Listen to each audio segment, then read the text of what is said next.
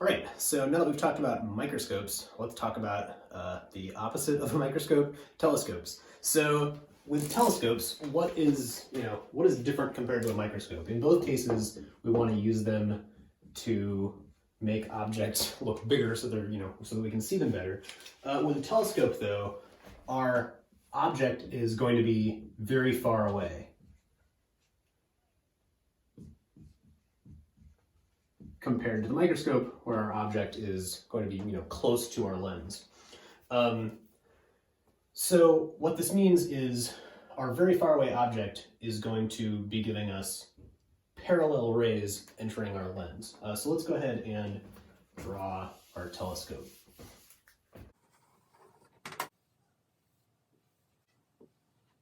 So like our microscope, our telescope also has an objective lens and an eyepiece lens.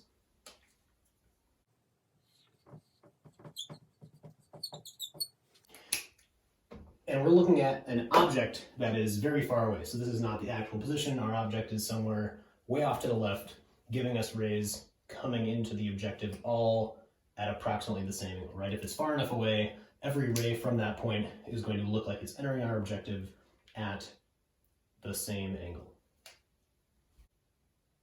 The different thing about the telescope is the focal points of the objective lens and the eyepiece lens are at the same position. So we will draw that right here. So let's tell that side. So the other focal point is all the way on the left. So here are the two focal points of our objective lens. The eyepiece lens focal points are right there. So the rays coming from our object, again, very far away.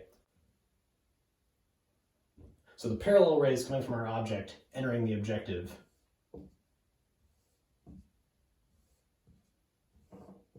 are all going to are all going to meet together at the same position at the location. Because these are parallel, they are all going to converge at the position of the focal point of the objective lens. So this is focal point of the objective and the eyepiece.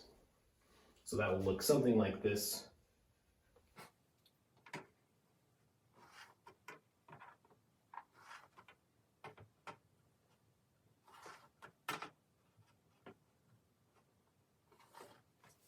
And these rays then meet the eyepiece, and since they are at the focal point of the eyepiece, on the other side, they all end up converging at an infinite distance, or in other words, those rays on this side are going to be parallel.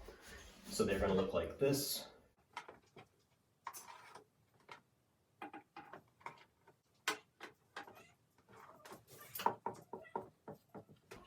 So the image seen through the eyepiece is, appears an infinite distance away because these rays are parallel, right? They look like they are coming from some location very, very far away. And so let's do a little math to figure out what the magnification of this is. So the angular size of our object to begin with, that is, this angle, which we will call theta objective, or theta object. I guess we'll go like this. So this is equal to, again, in the small angle approximation, this is equal to the size of the object divided by how far away it is. So this is equal to h over s. We also know from the other side of this that from the ray passing through the center of this lens, so we didn't quite draw this one, but a ray passing through the center of this lens going over here and meeting up over there. This is supposed to be a straight line if I'd been really careful drawing this. This angle is the same as that angle, is the same as that angle, and this angle is equal to h prime over this distance, which is the focal length of the objective. So this is also equal to minus h prime over f of the objective. The size of the object that we see, that is this angle over here, which we will call theta I for theta, theta eyepiece. That is equal to h prime, the height of the image, h prime divided by the focal length of the eyepiece lens. So our magnification for the telescope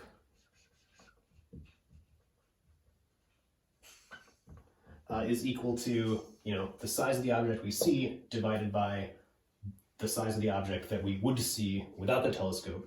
So that is h prime over f eyepiece divided by minus h prime over f of the objective lens. The h primes cancel, so the size of our actual, original object didn't matter, and we're left with minus f focal length of the objective lens over the focal length of the eyepiece lens. So this, this means that if we know what lenses we use for this, we can calculate what magnification to expect. In addition to this, this tells us something else cool. With the microscope equations, this does not happen.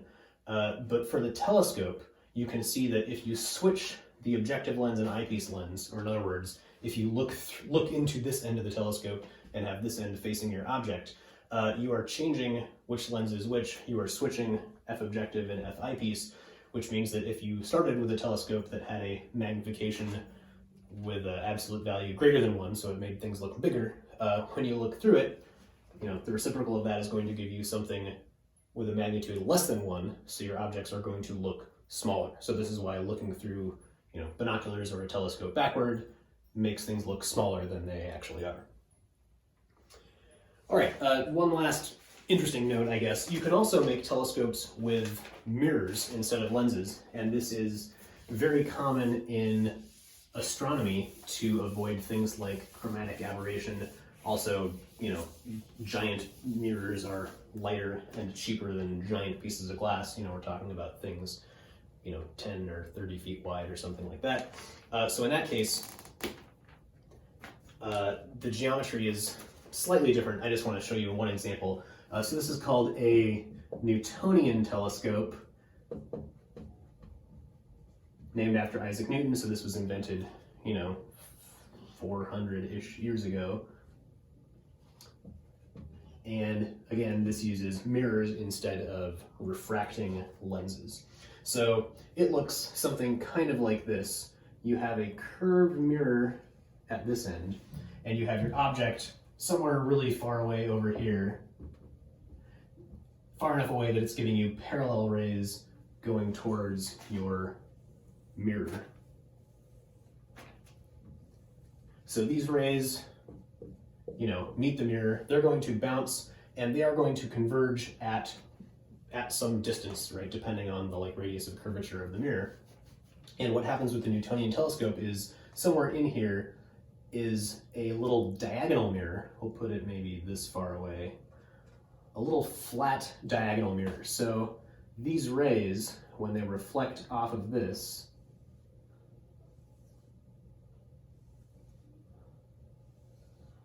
they hit this mirror and reflect down. They are still converging.